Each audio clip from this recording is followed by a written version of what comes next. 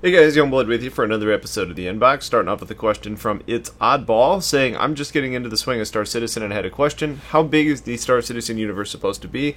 Is it going to be basically infinitely procedurally generated based off of a template, or just kind of random slotted with a set of universe size that just ends?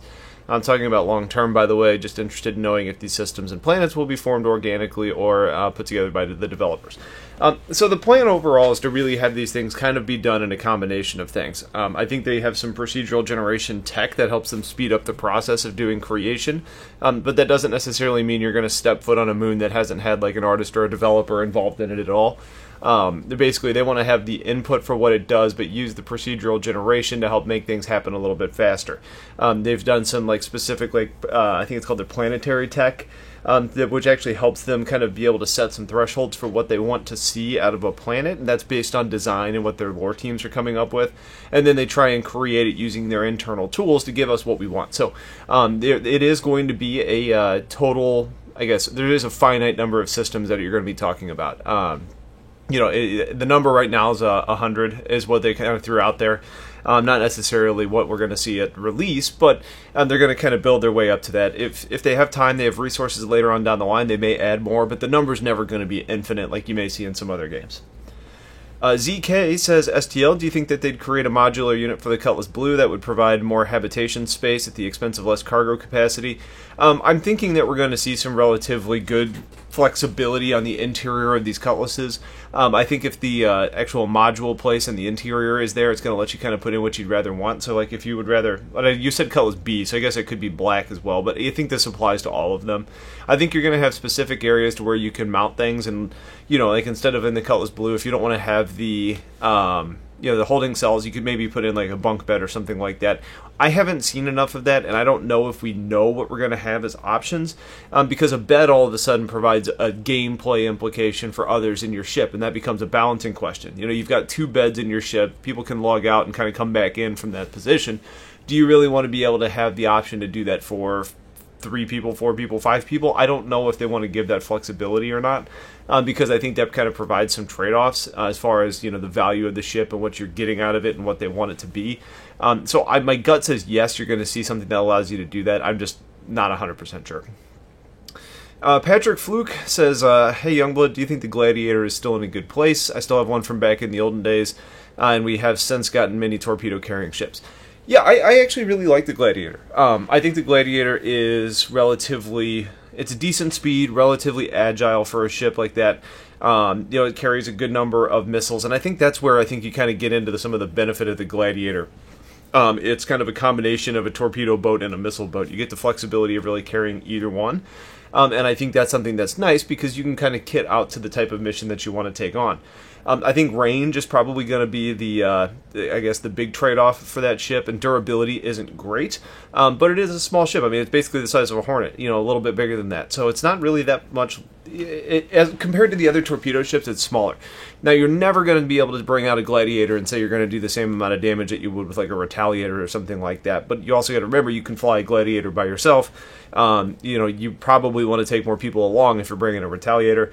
The Gladiator is still going to be cheaper. And I think my favorite thing about the Gladiator is it's kind of a combination of a torpedo bomber and a fighter. So you kind of find that nice middle ground.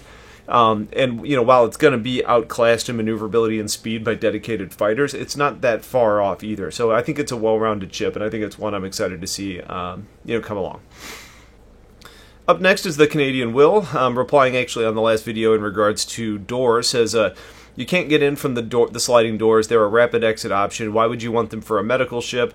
Are they going to pile all the medical beds and the utilities in the middle? That would be stupid and a waste of space, like the center seat on the Terrapin. Honestly, I don't know why people ask you game dev questions that you would have no idea of. So the reason that you want to have doors on the side of a medical ship is because it gives you more options for bringing people in during like EVA.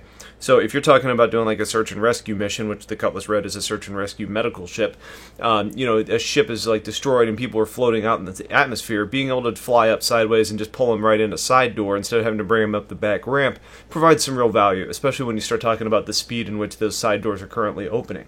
So giving you more options to approach a situation and get the people in that you need to treat has a lot of value. Now the interior and how we're going to actually place the auto docks and the other medical utilities, I think is going to have something that's going to it's going to depend.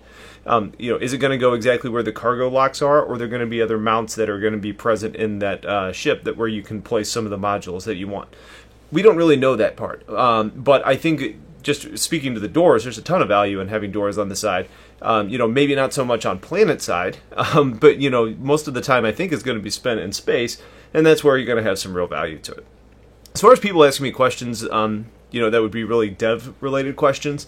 I think it's pretty straightforward. I think people want to know an answer, and I may not have the answers, but I tend to be a little bit more in tune with what some of the things that they're doing are, so I can answer what the direction I think things are going to go in.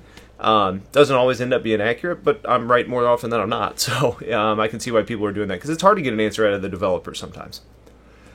Spin Dog, hey STL, I've heard a rumor about armor that exists heavy. Have you heard anything about that? I've only heard snippets of full info.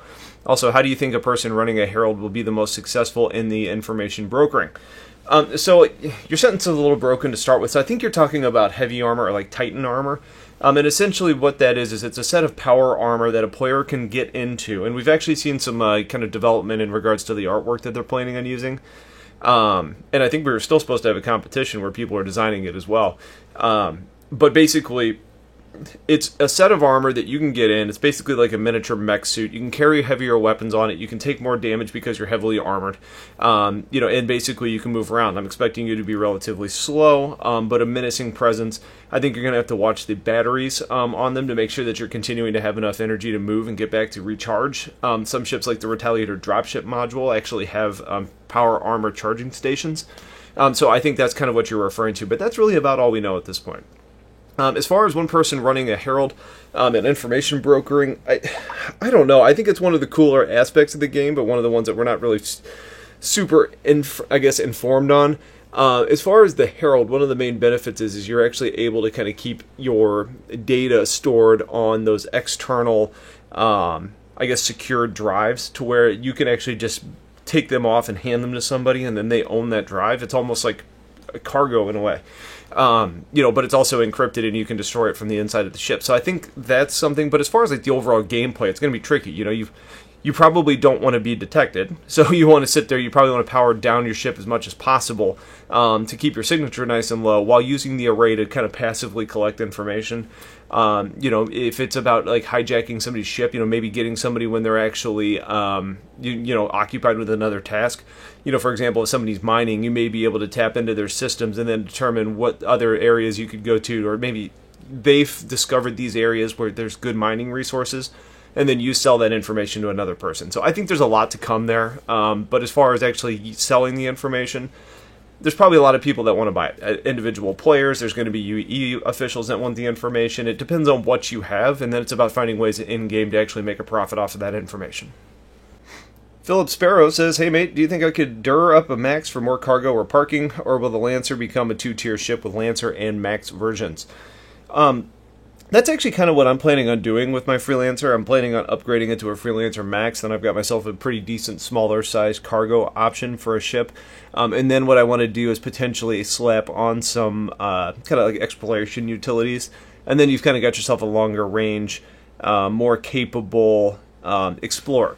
Now, I don't necessarily think you're going to make take a Freelancer Max and make it equally as capable as a Dur, but I know you can upgrade all of the components on a ship, and I think you can get it closer to that point. So if you're looking for something that can haul a little bit more and do some exploration and maybe increase the range, there's going to be ways that you can do that. Either expanded fuel tanks at the sacrifice of maybe cargo, or other things like drop tanks. You're maybe sacrificing missiles. Maybe what you're doing is you're swapping out like the industrial engines for something that's more efficient, so you can go further but with less power. I think there's going to be different ways you can tweak it and kind of get the ship to what you want it to be. The question will be, how does that actually balance compared to the one that was intended for that role? I think you're going to get close, probably not at the same level though. And our last two questions are patron questions, starting off with one from Clemorelli saying, with a few months out of the new launcher, how do you feel it has changed the 3.0 PTU compared to previous PTUs? Well, I can say that in previous PTUs, and keep in mind 3.0 is a massive release, so I think 2.0 is probably the most applicable one to look back on, but before it even went to a wider scale PTU, ETF consisted of 26 builds, A through Z. And that was in the course of a couple weeks. I mean, and basically the rate at which they're pushing out patches at this point is really more on a hotfix capacity, and it's making big improvements and changes to the game is really impressive. The Delta launcher, or the Delta patcher and the launcher, is hands down my favorite thing of as far as 3.0 goes, just from a testing side.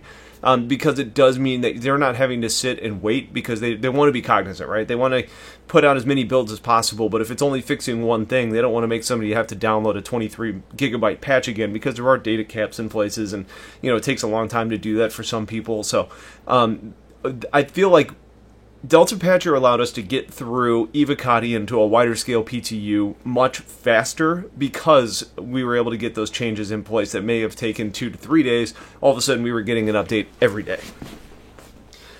And our last question is Stairmaster. What are your thoughts about the netcode and the game's current performance? Netcode is one I'm going to kind of sit on and wait until we actually get the presentation from CIG that they talked about, I believe, coming in like the second week of January. I think for me, the bigger things that I'm more interested in are like object container streaming and like serialized variables, and like the things that are going to try and really focus on you only having to render what you can actually see within your space, and then, like bigger ships, maybe you're not rendering the interior pieces, and I think those types of performance things are going to be pretty important to where we go. As far as the game's current performance, it's okay. It really depends on what patch, how many players in there, and I think the number of players continues to be that thing that we kind of struggle with, because in earlier patches in 3.0, we had like 30 player limits in the server, and the performance was pretty good. And then as soon as it got bumped up to 50 or 60, we ended up getting into issues where that gets closer to being a full server, and I'm getting about half the frames that I did when I was, at a 30 player server. I can basically tell the second I log into a server how many people are on there based on the type of performance that I'm getting. So I think there's a lot of things that still need to be done, but I think it's in a relatively optimistic place. I think we just need to see how it ends up kind of playing out. And again, I think that netcode special that they're planning is going to be really interesting. So that's it for this episode of The Inbox. If you guys have questions, let me know. Otherwise, stay tuned for more. Have yourselves a wonderful day. Take care.